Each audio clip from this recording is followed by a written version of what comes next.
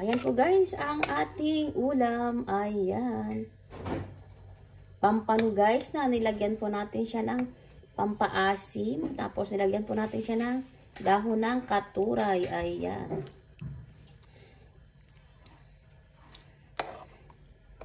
Pampano yan guys. Ayan. Tapos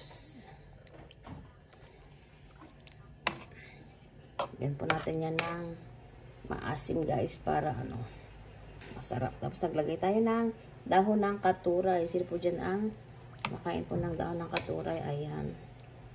Masarap po yan sa sinigang na isda. Ayan Ayan po guys ang ating ulam. Ayan, ready to serve na po yan guys. Okay na po ang ating luto na yung paminta. Ayan na po guys. Tara guys.